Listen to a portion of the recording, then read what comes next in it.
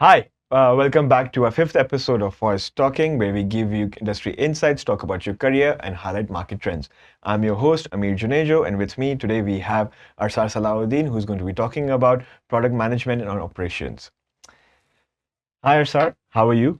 Hi, man. I'm good. Thank you. All good. Okay, thank you for Okay. being here. Thank you for being here. Uh, Let's start with a short introduction about yourself, and then we can get into more details. yeah. Okay? Thank you for having me here. Pleasure. So my name is Arsar. I'm the product operation manager at Forest Interactive. Mm-hmm. So in my role, I oversee the operational aspect of some of our key products Mm-hmm. to ensure the operation process. So together with me, there are 5 or 6 team members working together to manage the day-to-day operation of our products. Okay, okay, great. Okay, I think before we move into product operations, I think we need to tell the audience, we need to understand what product development is and what all does it entail. So we can just highlight that, please. Yes. Okay. A product development is a process of creating a new product or even improve an existing product. Mhm. So there are various stage of product development. So first, we need to have an idea or requirement what product that we want to create. So there will be requirement either internally or even from the customer. So once we have an idea, we do some market research on the product. So we can find out on the industry that product will be serving, what will be the target users and so on. So once the market research is done, so then we move into the design. So there are multiple stage in design as well. There will be user experience design, database design, network design, server architecture. So there are various stage of design. So once the design is completed based on the market study that we did, then we can proceed with the development based on the design. Okay. So once the Okay. development is completed, And then you can take it from then there. we can launch. Okay. Then we have to test, of course, for quality assurance. We have to Yes, test the yes, that's product. important. Then we Yes. can launch it. Okay. So It's okay. So it's funny how you mentioned design, right? Because Yeah. usually, and you mentioned few aspects of design as well. Like Yeah. usually from a novice perspective, I would only think that only design only works with UI UX, but you also mentioned database design and network design. Yeah. So what is network design? Yeah, so because we know so specifically in our case, so we are serving MNOs, mobile network operators, right? So we need to know the number of subscribers that we will be, serving or the target market. So we have to know the volume of the transaction that going into the product. So the design have to meet that requirement. Okay. So when you have a higher number of transaction, we need to scale up the architecture in terms of network, database. So it has to be customized according to the requirement. Okay, so it doesn't crash or doesn't lag Yeah, or yeah, something yeah. like that. It has to, it has to sustain, Yes, in yes. whatever mode, even in the heavy load usage. Okay, okay, Yeah, great, great. yeah. Okay, so now that we know what product development is, so let's highlight what product operations. I'm pretty sure obviously it overlaps. Yeah. Yeah. Yeah. But if you can just highlight for our audience to understand what product operation is and what does that entail now. Yeah. Yeah, so product operation is the oversee. We manage the product execution Okay. itself. Okay. So there are multiple way to approach this. So Okay. first, there are cross collaboration. So Okay. we collaborate closely with the internal team and also external teams. Okay. So for example, for internal team, we have to in our case, right? So we have to collaborate with the software development team in order to come up with the development process. Quality assurance team. There will be collaboration with customer service team to ensure all the support cases are attended accordingly. So there's the collaboration. And of course, there are some external collaboration as well. We have to collaborate with our partners, our counterpart in partner side, and also the MNO side to run the day-to-day operation. There might be some report that we need to produce, some issue that need to be fixed, or even some change that need to be done. So then, and also there are some others like product enhancement. So based on this kind of feedback, right, customer feedback, we will see if something that we can implement to enhance the product. So it will be continuous enhancement. Okay. And some of the changes could incur some costs, which we need to communicate accordingly. So others. So it's mix and match of mix and match, external and yeah, internal both. yeah. Yeah. Okay. Okay. Then there will be some data analysis as well. So Okay. even we manage the product, we need to make sure the product performance, the product perform well and it's run as it should be. Okay. So we do some data analysis to check certain metrics, like in terms of revenue performance, like others as well, like customer service management, quality assurance, to ensure compliance management as well. Sometimes we need to comply with when we have this product. It has to ensure the users are complying according to the regulatory. For example, in our case, we have to comply with the regulatory in terms of sending spam, this kind of issue. So it has to make sure the user comply according to that. Okay, interesting. Okay, so understanding that, like, there's a lot to work with, right? There's an external, internal, then there are different departments, and external as well, that you mentioned few stakeholders. Yeah. So how do you come up with these operational strategies? So for the operational strategies, I think we have to know the user base, right? We have to know our user for this product. We have to anticipate what, based on this user base, for example, that subscribers, right? We need to anticipate what kind of requests or support cases that will come in. So based on this, it's not one fit for all, basically. Can you say that? It's customized based on it's tailored, basically tailored for that partner or customer.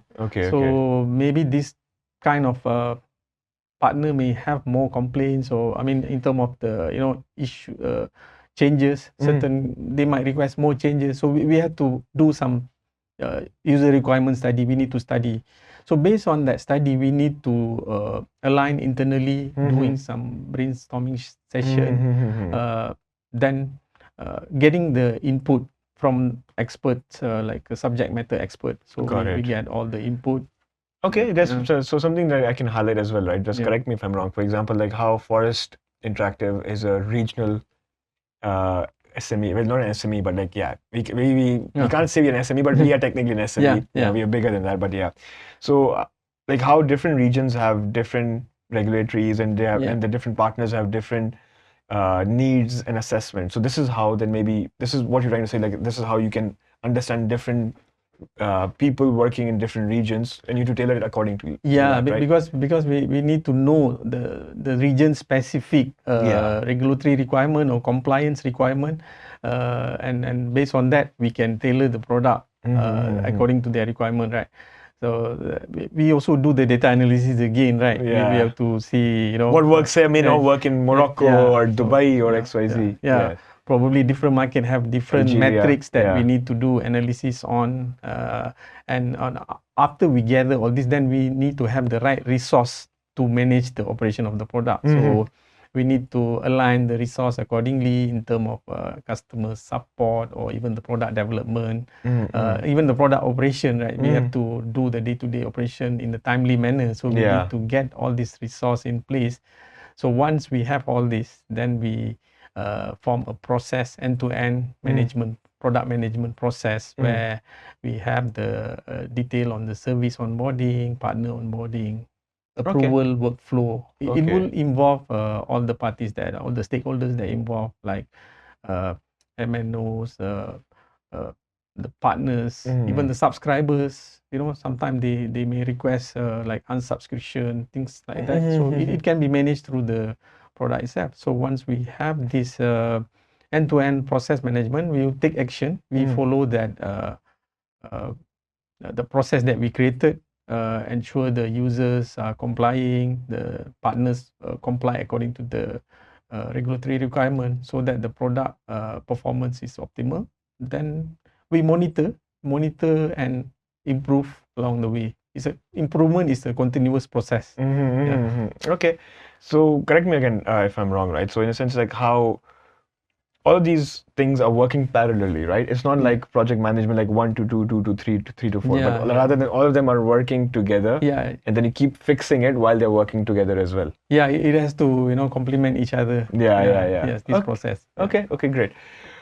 So coming back to your daily tasks, right? So what's your day like? Like, how do you, like, for example, what's your day like as being a product operations manager? Oh, okay. So as a product operation manager, we oversee the product operation of this operation aspect of the product, our key products that we manage, the DSDP, Digital Service Delivery Platform, and also DCB Direct Carrier Billing is a mobile payment option. So we ensure this product meet the customer needs, perform accordingly, and comply with the requirement. So this product is customizable, as what we discussed. It's customizable to any target partners or even the target customers. So and ensure it's meet the goals and business goals as well. It's aligned with the business goal. Okay. So Great. yeah. Okay. So you keep mentioning user feedback as well, right? I think that's really important, right? Yeah. So how again? So just for our audience to understand more, how important is user feedback, and how do you get user feedback? Okay, for user feedback, is a continuous process. I will say, sometime when we talk to them, they might say, this can be done better. This report can be done. You can improve on this report. You can compare with previous month. So this kind of feedback, we take it into account. So and if we see a repetitive request, we think it might be, we might need to implement that request. We will assess and see how much effort that we need to put. If it's possible, we will implement, because it's built around the customer. Exactly, customer's always right. Customer always right. So we will of course deliver that gesture to them. Yeah, clients. Yes. So if the change require a bigger effort than required, then we may quote them. So in some cases, if they agree, then we will proceed. But certain changes is mandatory sometimes. We want this. It's not optional. It's all evolving as well. It's changing as well. So certain mandatory features, of course, we have to deliver it, no matter how much effort that needed, because if it's because it's due to the compliance or regulatory, of course, we have to meet to ensure the product comply. Otherwise, it won't be launched. Yeah. Okay, great. So speaking of, right, digital. The product development, right, product operations is in a digital landscape, right, and technology is always changing. It's always evolving, especially in this sector, right. So how do you keep up with that? Yeah. So I agree. Technology always, we have so many new technologies, like AI. Every industry is talking about AI. Of course, we also try to get ourselves updated with AI. We do have some product involving AI as well, integrated with AI to simplify our day-to-day operation. Other than that, we also try to get update ourselves on the latest industry trends related to our industry, like 5G, IoT, and we always IoT. What's IoT? Like Internet of Things. So it's you can make certain device smart, like smart refrigerator and smart vacuum. You can be connected through mobile network or Wi-Fi. So these are IoT devices. Got it. So we try to know all this and understand, and if there is a requirement, of course we can look into how we can implement it. Okay, great. Okay. So I know. Okay, so most of the things we'll be repeating as well, but because just to understand it better, right? So what are the do's and don'ts of product operations? Yeah, I think it's almost what we have said. We have to closely work with other functional teams. That's the those are do's, right? Yeah. We have to, even internal or external, to ensure all the tasks is done in timely manner, right? So we have to take the feedback and take into account the customer feedback, and as long as it align with our goal and also the business requirement, do data analysis again. So we have to look at the data. If some metrics are not met, why? What could be the sector that contributed to the drop? So these are the do's I think that we have to focus on. Yeah, and the don'ts. Don'ts probably we don't underestimate the resource management probably sometime when we take the too many tasks. True. And we say we can deliver everything tomorrow, then sometimes so don't rush basically. We have to we may need to assess before we even come back with the timeline or something. I think personally that's what I think. Okay. Yeah, other than that, don't can we like don't overcomplicate it? Yeah, maybe we don't overcomplicate as long as it follow the requirement and compliance. It comply with the thing. So I think we don't overcomplicate, I guess. Yeah. I think it's what I'm understanding is product development is more to do with because some departments they just work in a silo. They work on themselves and they just focus on what they're building and they just execute it. From what I'm understanding is product operations or product management. You have to work with so many different departments. Yeah, so most of the time it involves communication, relationship building. So it has to be that. And deadlines. So deadlines are really important, right? Yeah, deadlines are really important there. Okay, that's why we have to assess before even we tell. Interesting. Okay. What do you want? Do you want to highlight some of the products that Force Interactive works on or is working on? Yeah. So the two key products that we are working on right now, DSDP, Digital Service Delivery Platform. Okay. So it's a mobile value added service, MVAS automation platform. It simplifies the MNOs to onboard any MVAS services, such as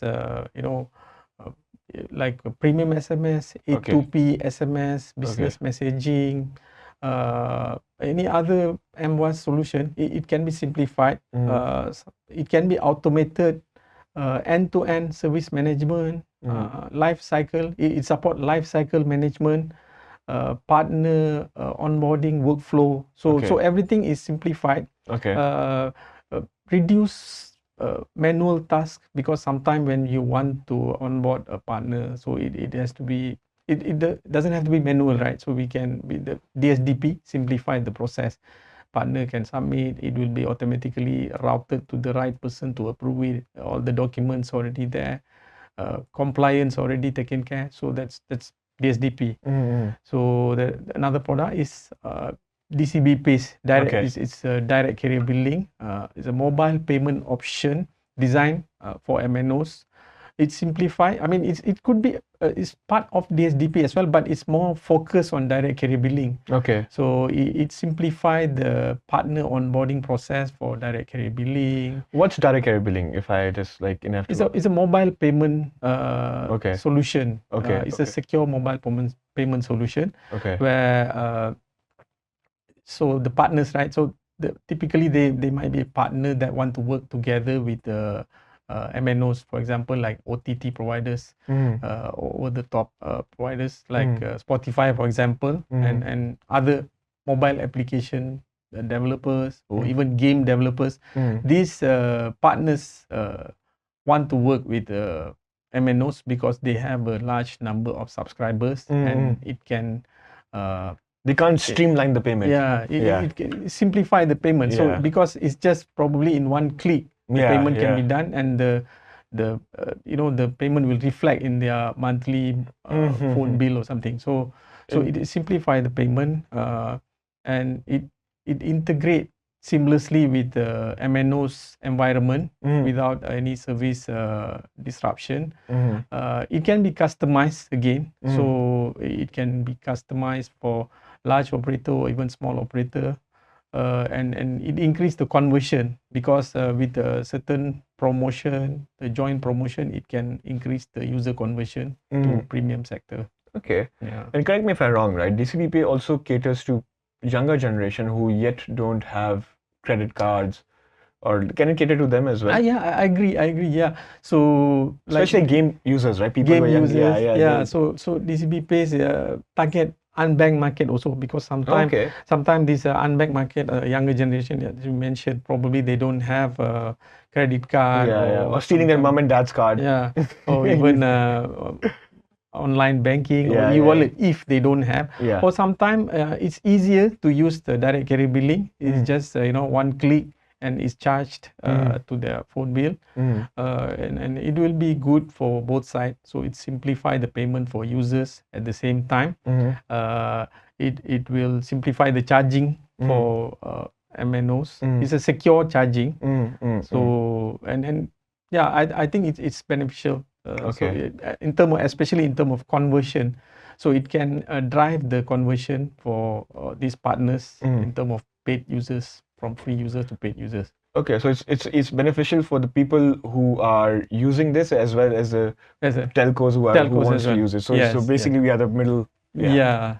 So is there a link or something like where? Okay. DCB Pay is so we are also right now actively looking for OTT partners from globally to onboard with us Nice. under DCB Pays. So anyone interested can have a look at dcbpays.com. That's your call. Yes. And contact us, reach out if you want to reach out, if you want to expand your OTT business into Malaysian market. We already partners with a number of mobile network operators in Malaysia, so it's good, and we are looking to expand those services or launch those services. Is there so there's a website, right?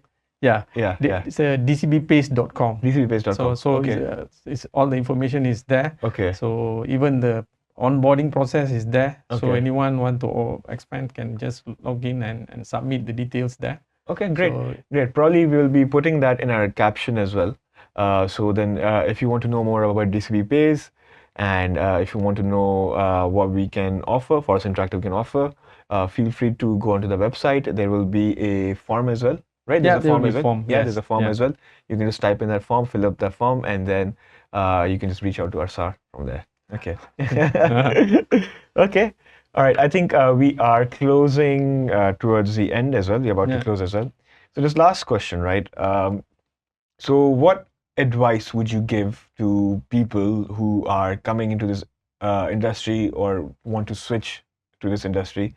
So how, like, what skills do they need to have when working with product development, operations, or management? So what I can say based on my experience in product operation, so and I also have a little bit of a project management experience. So what I would say is project management, it will be good to have some basic of project management because operation is something similar as well. We are dealing with tasks, multiple tasks with the deadlines.